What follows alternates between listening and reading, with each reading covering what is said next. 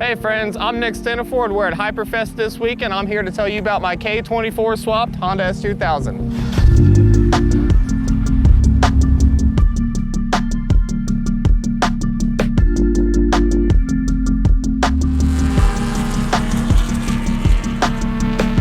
So I think one of the biggest things on my car is probably the aero on it. It's nothing big, nothing extravagant, but it really sets off how the car looks and how it functions. I have 30mm overs front and rear, allowing air to get sucked out of the side. That helps with tire temperatures. While I'm up here, I can tell you about these StopTech brakes. These are the C43 kits in the front and then a C42 kit in the rear. Super pumped to be running those this year. Even more pumped, honestly, just about the nickel finish. I was one of the rare guys to get that finish, and it's a hot boy feature, and man, I love it. I can't talk about calipers without talking about brake pads. G-Lock brake pads, always been there for me. Big shout out to Danny and those guys. Really appreciate you. Thank you. The giant wing, everybody likes the giant wing. So this is obviously another big staple of the car, man. RaceBred components, always been there for me. This is their GT 250 RS aluminum wing with a custom uprights. That is a chassis mounted setup there. Honestly, man, it just really sets off the look of the car. Obviously, it's adjustable. Obviously, it works, but I love it. It just looks sick. Well, let's talk about what's under the car, man. Everybody loves this stuff. So this is where all my functional stuff happens.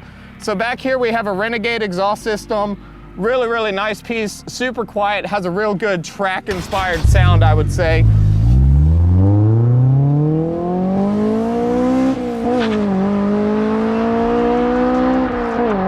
Under that is a build differential with an OS Gaiken limited slip. So I got spherical bushings underneath the car. I mean, honestly, there's just so much stuff going on under here. I can't even list it in a quick little video for you. But I mean, the car for the most part is dialed.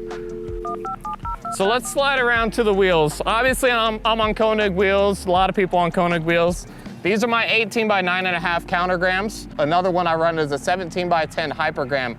Absolutely love that wheel and love that KONIG is kind of taking the place as the motorsports official wheel, as I would call it. But yeah, these are the Countergram, chrome lip. I mean, they look sick. So now I'm gonna take a quick second and let you guys step into my office, as they'd say. So here it is, this is my S2000. I guess I'll start off with the dash, man. Still OEM dash on this thing, digital cluster. Everybody loves these things. Moving on down to the next point of reference, I got the giant RaceBred components weighted shifter. On this car, it still is the OEM transmission in this car. OEM shifter obviously just rolled right down on top of there. Full roll cage, everybody needs safety in their car. Speaking of safety, the OMP seats, OMP harnesses, OMP fire suppression. Do not take safety for granted, guys. This is some serious stuff. Fire is definitely scary, take it for real. Taking a step out of the car, I still have an OEM replica top, OEM lights, OEM hood, OEM taillights. There's so many OEM parts still on the car. Honda really did their homework when they designed this car, man, and I absolutely love it. A lot of lightweight components, very, very functional components still on this thing. The one thing they didn't get right. So moving around to the power plant of this car. Obviously not an F22 anymore. This is the K24-Swapped. Reason I went K24, everybody's gonna ask in the comments. I mean, I'll get it right out of the way. It is cheap to replace. These things are like 500 to 1,000 bucks. If you're tracking a car, plan on popping a couple motors, it just happens. So this one here, this is the K24A2. It does have the K20 cylinder head on it. Reason I did that, the internet said they flow better. Internet's never been wrong, man, so there it is, it flows better. Checks out.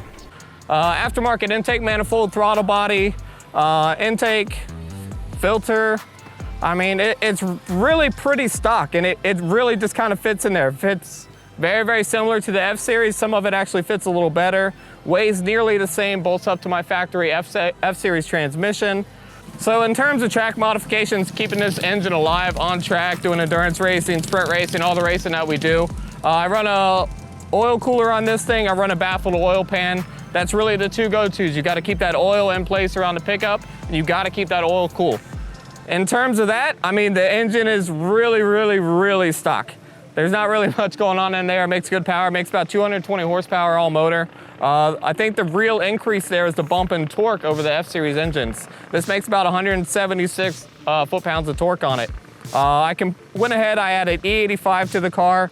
E85 lets me add ignition, and it runs a little bit cooler. Once again, bringing the temps down. You see the trend here? Coolant temps down, oil temps down, operating temps down. That's the key to a good running engine, guys. But yeah, I mean, seriously, I've loved the K-Swap. I would definitely recommend it to guys that are tracking their car. Seriously, look into it. If you blow up an F-Series, big money, guys. So there it is.